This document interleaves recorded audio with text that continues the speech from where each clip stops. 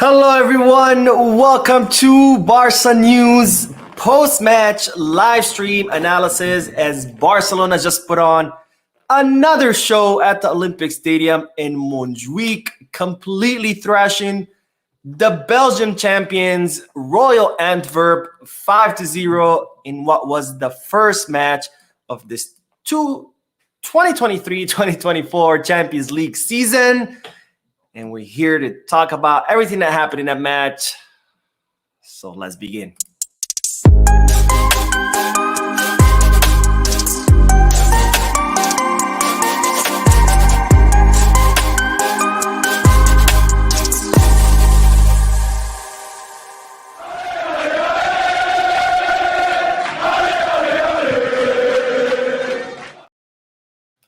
Hello, everyone. Welcome to the channel, to Barca News' live post-match analysis, which is after every match ends, usually on the weekends because I do work during the week. But today I did happen to work from home, so I'm bringing you this post-match live analysis of the first Champions League match, which was between Barcelona and Royal Antwerp. And Xavi Hernandez and the team did it once again, putting on a spectacle at the Montjuic Stadium, defeating Royal Antwerp 5-0. And guys, don't take this lightly. This is 10 goals in less than 4 days and 0 goals conceded. Amazing job by the team once again, coming out with almost the same formation as Real Betis, were a couple of changes. Another 4-3-3 by Xavi. Very aggressive 4-3-3 right away. Starting the attack, pressuring really high up, and circulating the ball the way Barcelona should be circulating the ball. Now, this is a problem that I always talked about. Talked about it a lot during the beginning of the season. I talked about it a lot during last season, where Barcelona were having a hard time circulating the ball. It was too slow. The players were too static. They just stood in their place, moving the ball left and right from one side or the other to the field, giving the opposition plenty of time of closing down spaces. And while Barcelona were able to correct that against Real Betis, and once again, they were able to correct that today against Royal Antwerp, the players were not static at all. Everybody was running their routes. Players run into the empty space, which is very important, especially in Xavi's style of play. A lot of people, always talk about tiki-taka. Xavi's style is not tiki-taka. It's not Guardiola's tiki-taka. Xavi ball, as they're starting to call it now, is circulating the ball until a space is open and then attacking that space with a quick pass. But in order to do that, the players have to run their routes. They have to run to the empty space. They have to get open. And that's something that Barcelona players were not doing before. And we saw that a lot today, almost in every goal, with players running to the empty space, getting open, allowing other players behind them to make that quick pass to them and allowing them to score goals. So once again, Barcelona hit it right on the nose with the ball circulation, with the ball movement, making those quick transitions, those quick passes, attacking the empty space. And as a result, we saw a barrage of chances. And as a result of a barrage of those chances, Barcelona were able to score 5 goals. All brilliant goals. Well, maybe not Rafinha's because that wasn't an own goal, but nonetheless, all 5 goals were amazing. And even Rafinha's goal, I'll still give him the credit because after all, Rafinha does run towards the back line, makes that cross. Yes, it hits the defender. It gets deflected and goes in, which is unfortunate for Antwerp, but fortunate for us. But nonetheless, the effort's still there. And I'm a firm believer that own goals are not really always own goals. Like, you still have to do something. Own goals don't happen on their own unless the defender turns around and just shoots at his own goal. You still have to do something. So Rafinha still did his part in that own goal. So great goals.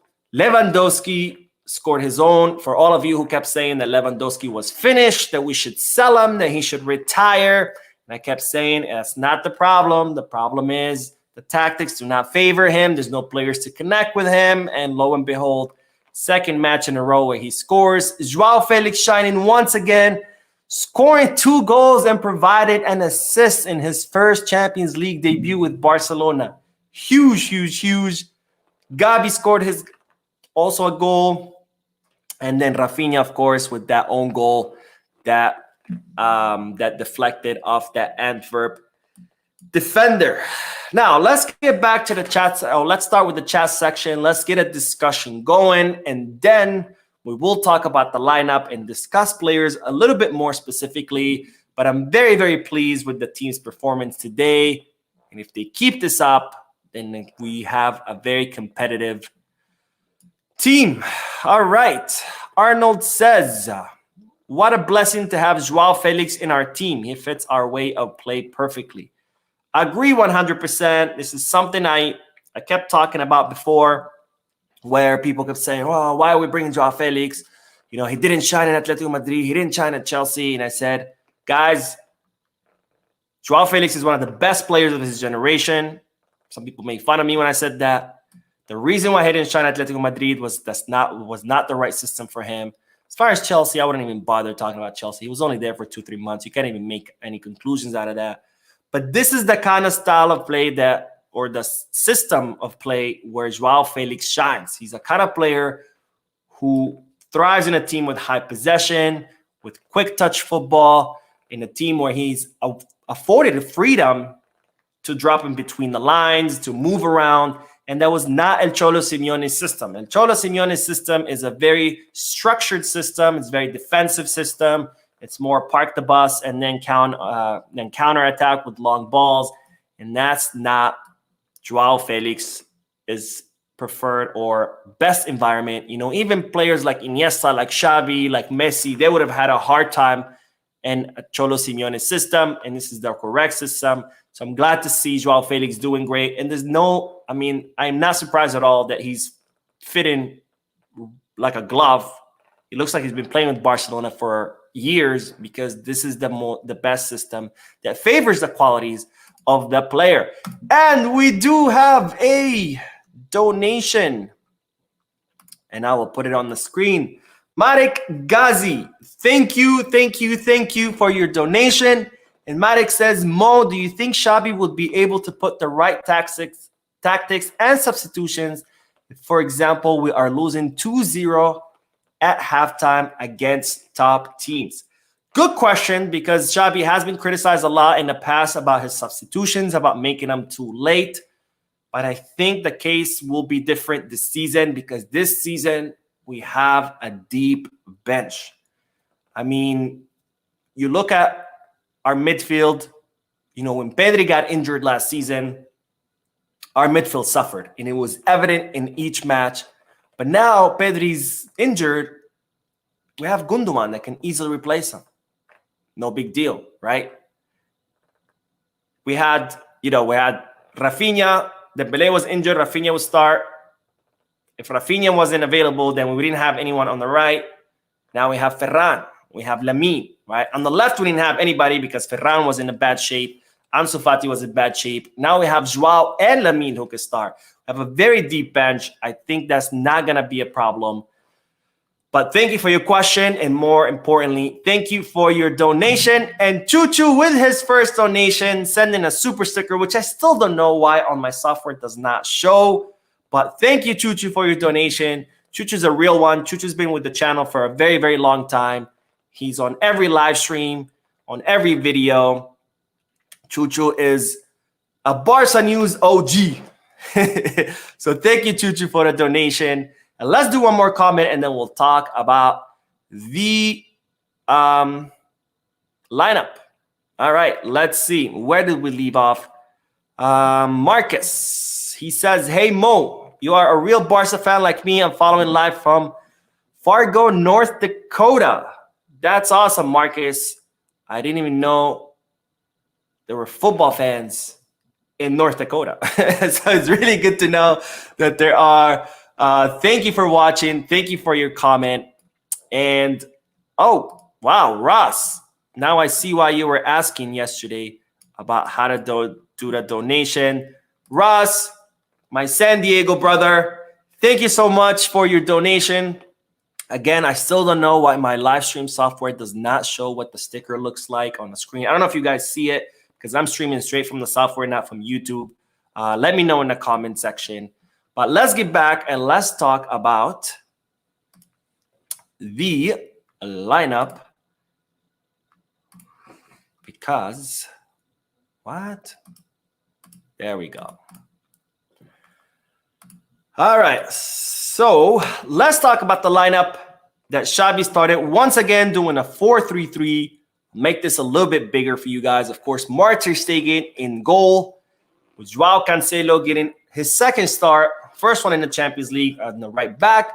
Jules Koundé and Christensen as center backs. Balde on the left side, of course. And then the difference today was that Frankie de Jong was the single pivot instead of Oriol Romeo, with Ilkay Gundogan, of course, replacing kind of like Frankie de Jong. Not really, not literally, because Frankie de Jong still played, but that was the position that Frankie de Jong was playing in against Real Betis. So Ilkay Gundogan as the right interior, Frankie is a single pivot, and then Gabi playing as the left interior, and then the front three with Xavi changing Rafinha for Ferran, of course, still Robert Lewandowski, and Joelle Felix on the left. Now, I do have a couple of reservations with this lineup. Of course, at this point, I'm just being picky because, let's face it, the team did wonderful. Xavi did wonderful. So this is just, at this point, just being picky. But I was surprised to see Rafinha start over Ferran. Of course, that was my prediction in yesterday's live stream. I said I would prefer to see Ferran, but I'm positive Xavi's going to choose Rafinha just because the experience. You know, Rafinha is a lot more experienced player than Ferran Torres.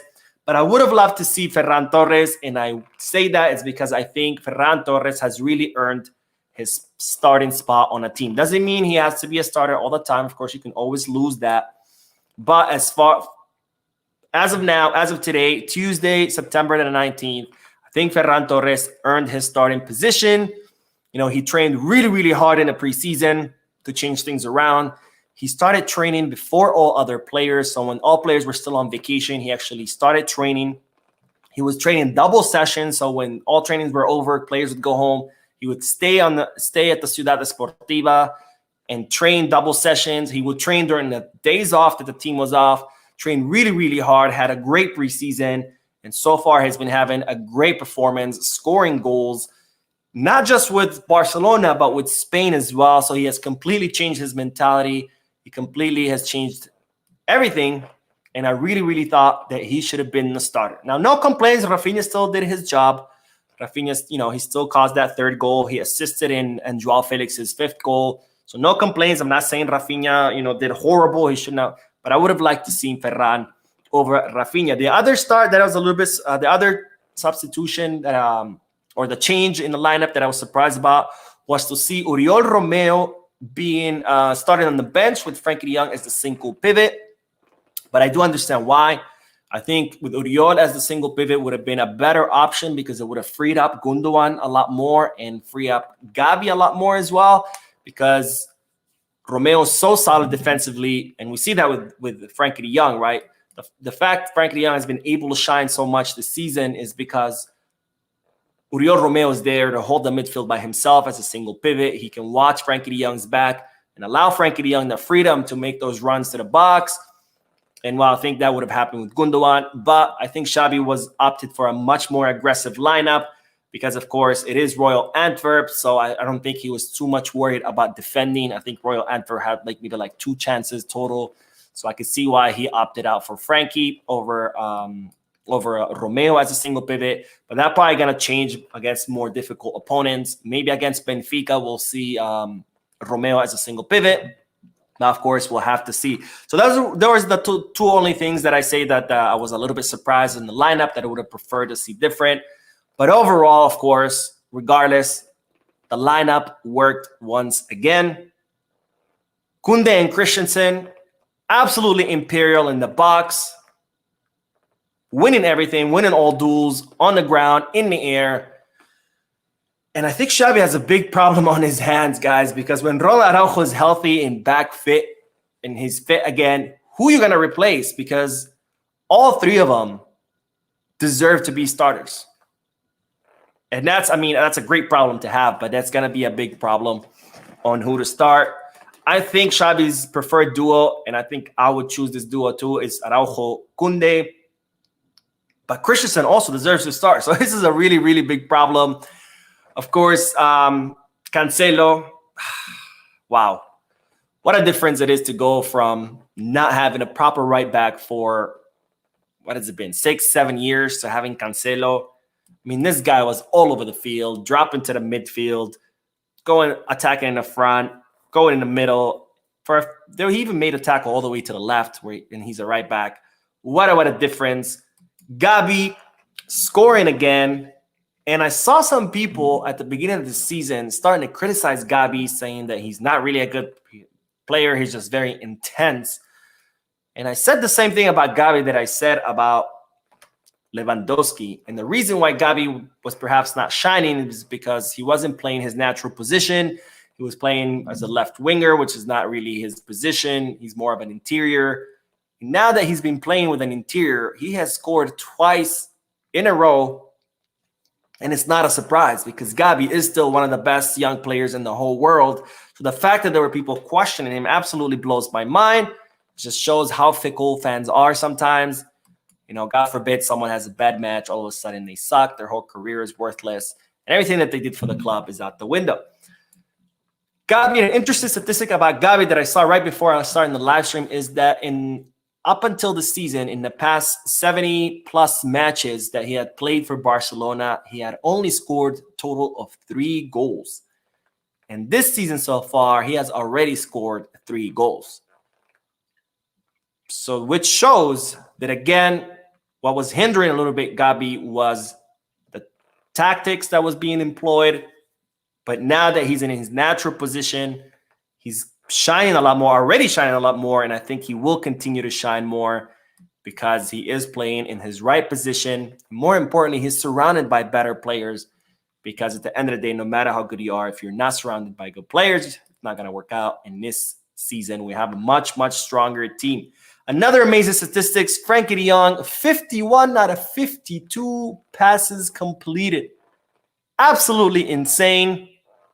Frankie de Jong is having a phenomenal season. Totally underrated.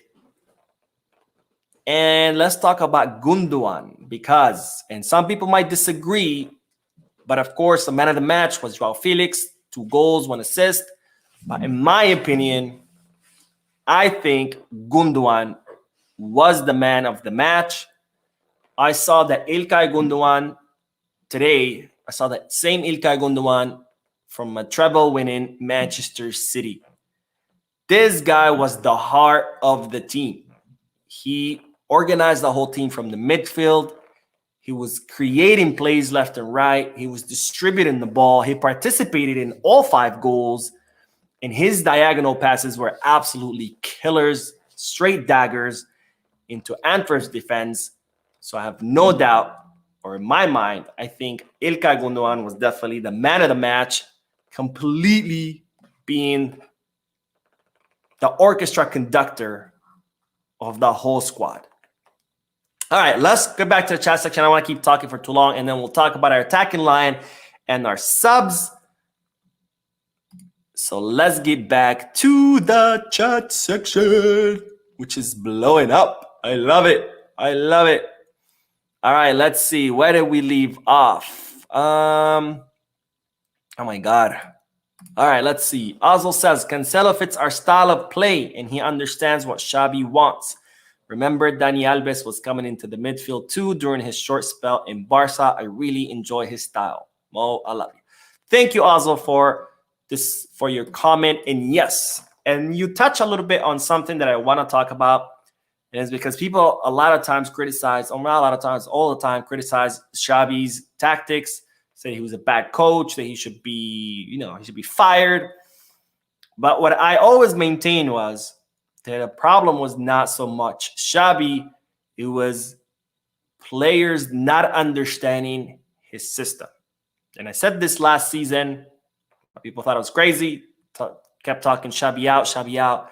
And this is a good example of that because, like you said, Cancelo fits our style because he understands what Xabi wants as far as, yes, he attacks to the right wing, but he also drops to the midfield and acts like a 4th midfielder. And then we have Joelle Felix, who clearly understands what a left winger in Xabi's scheme needs to do which is playing close to Lewandowski, but at the same time dropping in between the lines. And that was a job that was left up to Gabi to do. And of course, he wasn't doing it that well because it's not his natural position. But now that we have Joelle Felix, who does understand that role, we see the absolute difference. So nothing has changed. People think that somehow the tactics have changed. They haven't changed. The tactics are still exactly the same that Xabi has been employing. The difference is that we now have players who can actually perform the job or understand exactly what Xabi's vision is. Cancelo and Felix are examples. Gundogan, of course, Pedri understood what Xabi wanted, but when he would get injured, there we go, one more player. But now we have Gundogan who can easily fill that spot and also understand exactly what Xabi requires out of him. And that's what we've been missing. So thank you for your comment and thank you for bringing that up because that's a really good point. All right, let's see. Richard says, same here. That's the only change I wish I would have happened. Ferran should start over Rafinha. I agree. And Subadip says, you're supposed to pronounce every player's name. That is so true. I completely forgot about my bet. Every player like Joao's. All right, we'll do that. I guess we can do it right now. We will put up, and I'm sorry, guys, to do this, but I did promise Subadip yesterday that if Barcelona win 5-0, I have to pronounce the name of every player from the first 11 as I pronounced Joao. But I don't know if that works because, the reason why Joao works is because it's a Portuguese name. So you can say Joao. But Kunde, you can't really say Kunde. I guess it works too. Christensen, Balde, Gabi, Frankie, Ilkay, Joao again, Robert, Rafinha, and Mark. I hope that was good enough for you. I don't think they all sound as good as Joao, but a promise is a promise, and I'm a man of my word. So there you go. I hope you enjoyed that. Kirk says, hey, Mo, our team is a ticking time bomb, getting ready to explode and dominate Europe. I really hope that's the case. I don't want to get ahead of myself. We've only played 2 matches this well. This one was against Royal Antwerp, which is not necessarily the toughest opponent. Of course, Real Betis. I don't want to say Real Betis are weak opponent because they're not. They're an excellent team, but of course they're not. They're not Real Madrid. They're not Atletico de Madrid. They're not Bayern, Man City, etc. So I don't want to get ahead of myself, but things are looking good.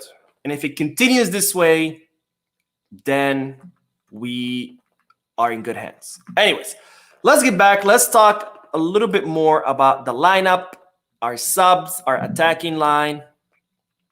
And let's put this back on so we can talk about it.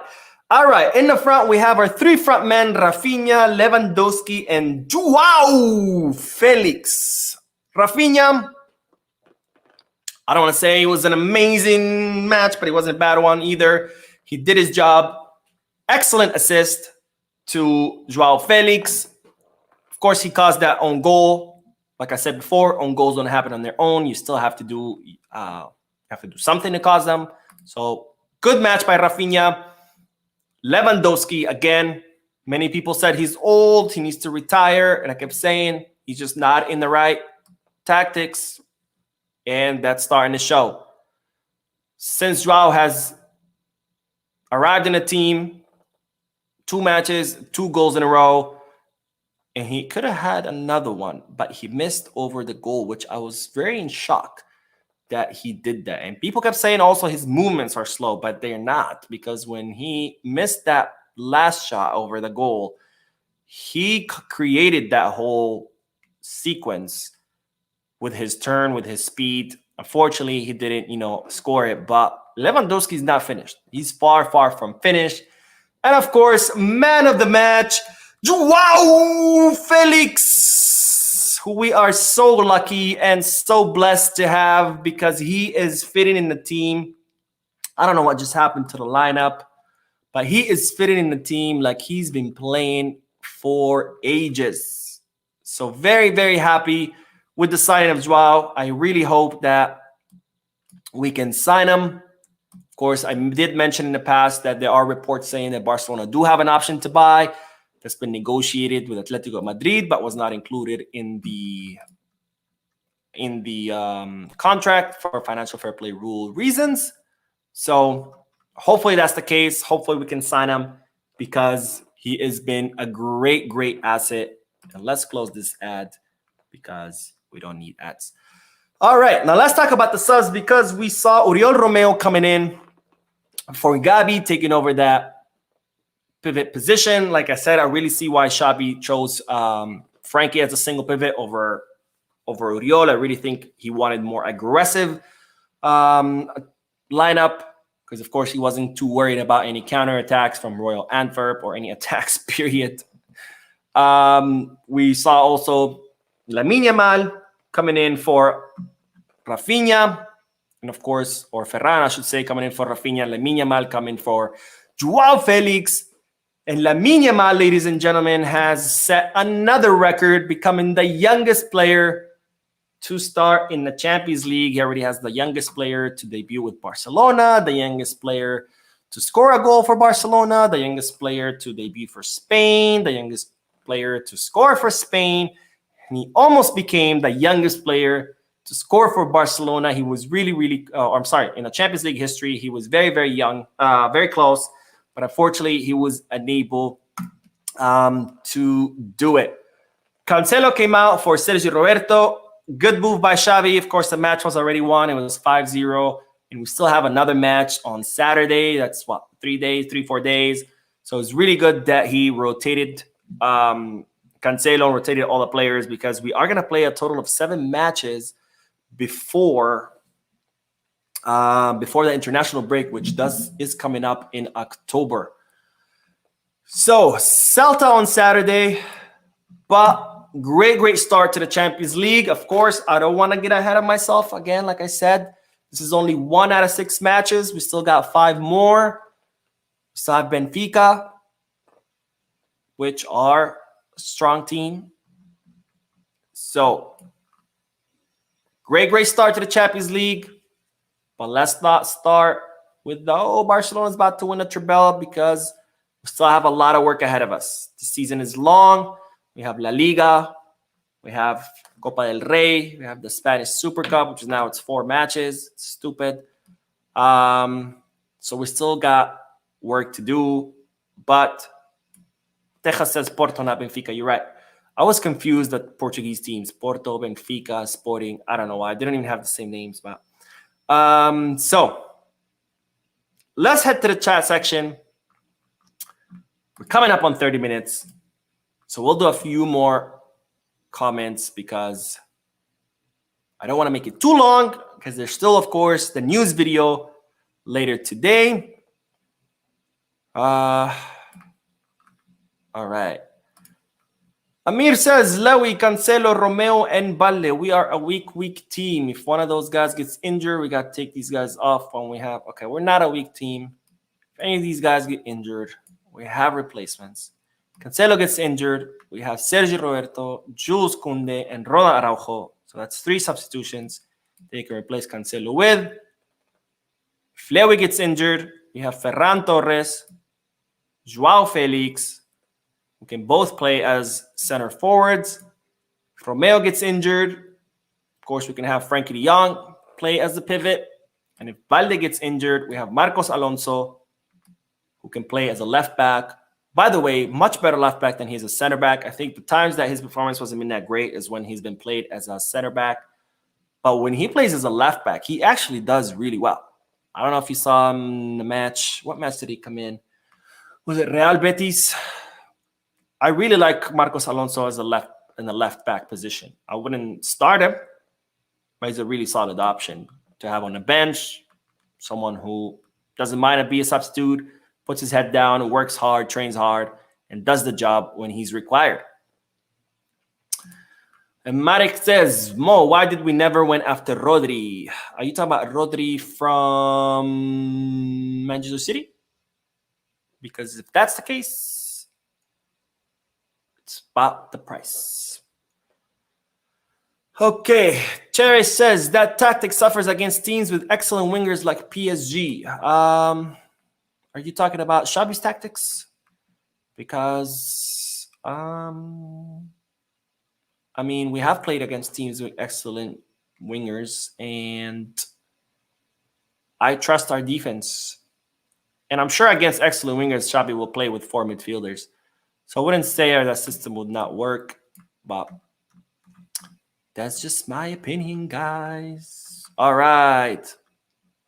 The Matrix says Felix needs to be protected. I know he's not match fit yet.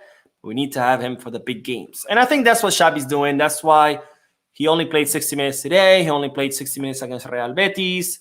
And then in his first match against, what was that match? Why can't I remember? My memory's failing me. His first match where he debuted, he came off the second half. So I think Xabi is doing that.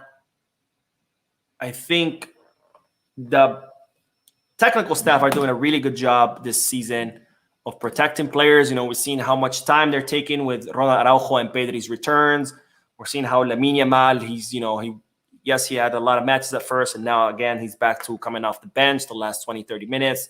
Joao is being protected.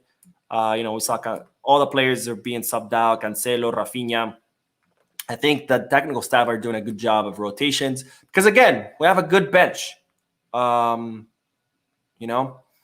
that is why. And we have another donation. Sorry, Marek, I hadn't seen it before. But Marek says, Mo, who would you want to have in the last of 16? Ooh, that is a tough question. But I'll tell you what. I'm going to pull up the groups, and we're all going to go over them together. And then we see what you guys think. By the way, PSG beat Dortmund today. So Luis Enrique is having a good start to his Champions League season. Not bad at all. Real Madrid plays tomorrow. We're going to have to see. Manchester City was like 1-0. I thought it was going to be the kind of like the surprise of the... Let's see. All right, let's go over. Hopefully this cooperates with me. Dude, can you guys see that? Or is it loading? I think my computer's having a meltdown. All right, there we go. I'll even make it bigger for you guys. Okay, so first group, I think it's going to be obvious. Bayern Munich, Manchester United, probably on to the next one. I don't see really Copenhagen or Galatasaray surprising anyone. Group B, I would really like to see Sevilla and Arsenal, no doubt, one of the strongest. They're one of the strongest contenders this season, so no doubt they'll probably win that. Well, I'm sure they'll win that group. Sevilla, I think Sevilla got it for second position, but got to be careful with PSV Eindhoven because they also has a chance. And Sevilla seem to always do really well in Europa, but not in Champions League. So we'll have to see. I would prefer to see Sevilla and Arsenal, but there is a good chance of being at Arsenal and PSV. Group C, of course, Real Madrid. I'm pretty sure it's going to be Napoli in second place. But don't sleep on Union Berlin. They've had really strong last season. They were very strong in the Bundesliga. So don't sleep on Union Berlin. By the way, is this moving? Yes. Okay. Group D, we have, I think, Inter Milan. And then this is going to be a little bit tough because both Benfica and Real Sociedad have a chance at qualifying. Of course, as a La Liga fan, I would like to see Real Sociedad, but don't sleep on Benfica. Group E, we have Atletico Madrid. I'm sure they'll win that group. And then probably Lazio, but actually, no. I want to see I think it would be Feyenoord and Atletico Madrid. As far as who I want, I really don't care about this group. Group F, to me, my opinion, the group of death. We have PSG, Milan, Newcastle, and Dortmund. I think it's going to be PSG and Newcastle. but Milan does have a chance. Dortmund, they like to choke. I think it's a sport in the city of Dortmund to choke. And they're champions at it. They're really good at it.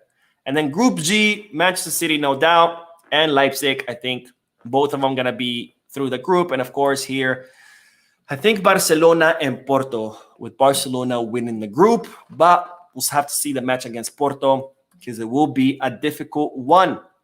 I hope that answered your question, and I hope it wasn't too long of an answer. But let's do one last comment, and then we will end it because I still have to do the news video. All right. Let's see. The Matrix says, Rafinha pisses me off sometimes. He went by a couple of players and then makes a bad pass. And then, bam, he makes a killer pass. If he can make 60% of his pass, it would be good. Yeah. I don't know. I've made my feelings clear about Rafinha, but people keep saying I'm a hater. I'm still not convinced, but he did have really good performance against Betis today. Not a bad performance. So we'll see. I'm still not sold on him, but like I've said before, I really hope he proves me wrong. Because at the end of the day, I want everybody in Barcelona to do amazing. Anyways, guys, that is it for today for the match, post-match live analysis. I still have to do the news video, so stay tuned for that. I will be probably releasing it in 2-3 hours approximately. But thank you for tuning in. Thank you for your comments. Thank you for your donations. Thank you for watching.